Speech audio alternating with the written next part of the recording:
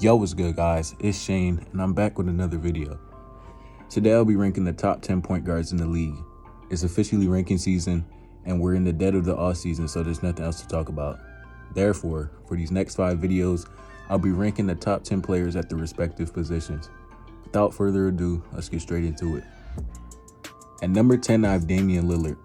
It might be surprising to some seeing Dame this low, but last season he had an off year.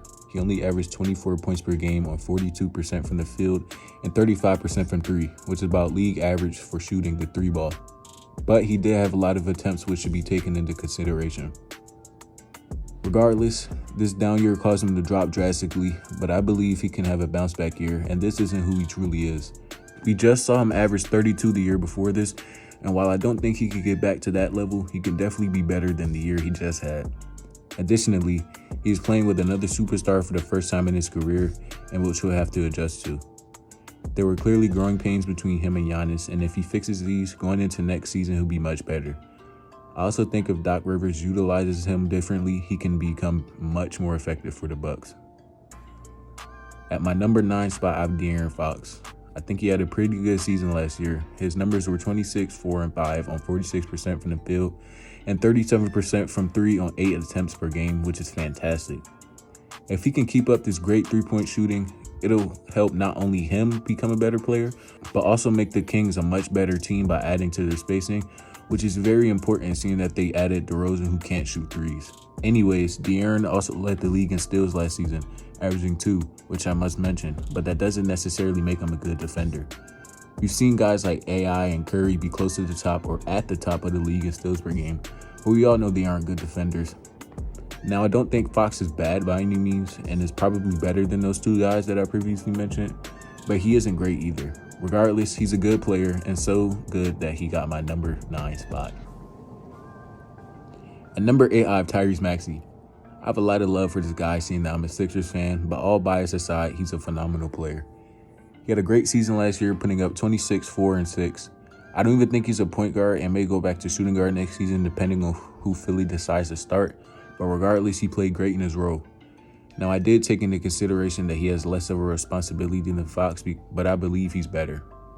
He won Most Improved Player last year and also got his first All-Star appearance. In addition to this, he was amazing in the playoffs, hitting clutch shot after clutch shot and averaging 30 points in that first-round series against the Knicks, carrying much of the scoring load.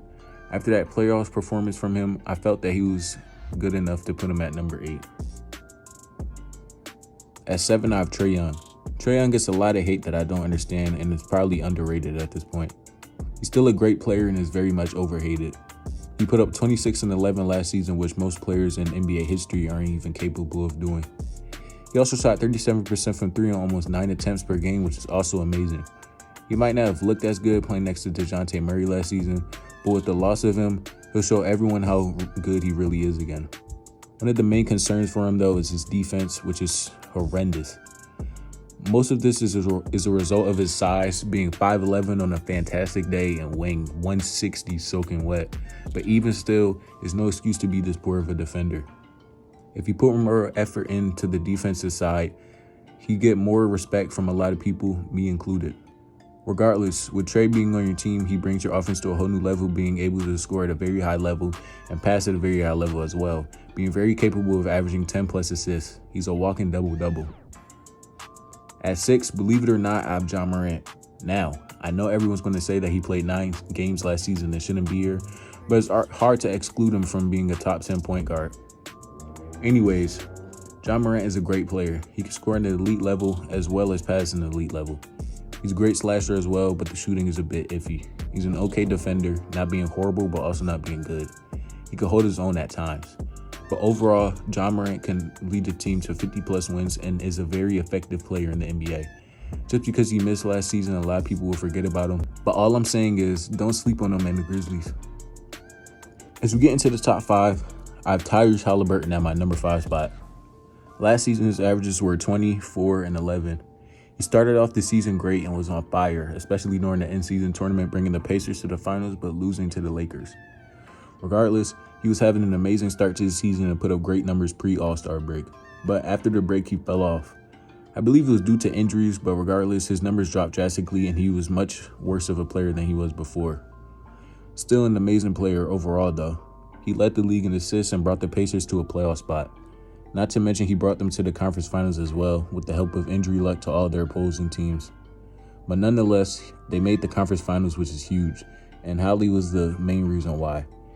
He's a great passer and could score at a good level even though he doesn't choose to most of the time, seeing that he's truly a pass-first player. With all that being said, he's a great player and earned the number 5 spot. At 4, I have Jalen Brunson. He had sort of a breakout year in the superstardom, or very close to it. He averaged 29, 3, and 7 on 48% from the field and 40% from 3 on 7 attempts. He carried the Knicks to 50 wins and the second seed in the East and was cooking my Sixers in the playoffs. It felt like he was dropping 40 every game and couldn't miss. Not to mention he was getting to the free throw line mad times and not missing a single one. It was crazy to see his playoff performances this year, and he had a historic run with his scoring. Despite the loss to the Pacers in Game 7, he played great in every single one of those games, and honestly, if it weren't for the injuries and half of the roster dying, they definitely would have beaten the Pacers, but they didn't, and we have to live with it. But I'm a huge fan of Brunson, and I think he's an elite scorer who can be the best player on a championship team, which he showcased last year in the playoffs. Coming in at number 3, I have Wardell Stephen Curry. Despite his old age of 36, he's still a top 3-point guard in the league, the best player on his team, and one of the best players in the league. He put up 26, 4, and 5, and 41% from 3 on 12 attempts, which is absurd. He's still obviously the best shooter in the league and can easily lead a team to a championship if put in the right situation. Anyways, there's not much to say here. We know who Steph Curry is. At 2, I have Shai Gilgeous-Alexander. Shai averaged 35 and 6 last season. He isn't a great 3-point shooter, not having a high efficiency or shooting it at a high volume, but he's a great slasher and mid-range shooter, which makes up for it and makes him the scorer that he is. He led the Thunder to the first seed in the West and played great in the playoffs, putting up 37 and 6 despite losing in the second round to the Mavs. Shai was also third in MVP voting and has a real chance to win it next season, not to mention his defense. He's a great defender at 6'6" with a 6'11" wingspan. He's really good at playing the passing lane and getting steals on ball, which led him to averaging 2 steals a game and leading a great defense as well. With SGA's two-way ability, it makes him clear-cut for the number 2 spot and will probably be number 1 if the anomaly that's in the number 1 spot didn't exist. At number 1, to the surprise of absolutely nobody, I have Luka Doncic.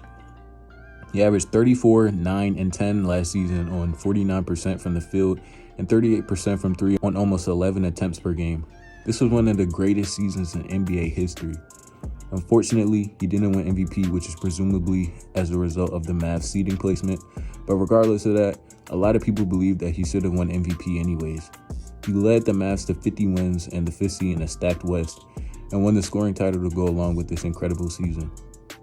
These numbers are kind of normalized for Luka, and people don't give it as much attention as it should get because he's been doing stuff like this for so long. But he also led the Mavs to the finals, putting up great stats on the way there despite his injuries. He lost in the finals to the best team in the league in the Boston Celtics, which was expected, but he still put up a good fight on a hurt body with little to no help from his teammates. And Kyrie especially not showing up. Despite this, Luka is still clearly the best point guard in the league, claiming the number 1 spot easily. And that's my top 10 point guards in the league. This was a stacked position and was kind of hard to rank some of these guys and make certain cuts. There's a consensus top 3 for the most part though, which made it a bit easier, but nevertheless still difficult. Make sure to tune into my next video where I'll be ranking the top 10 shooting guards in the league. And with that, I'll see you guys later.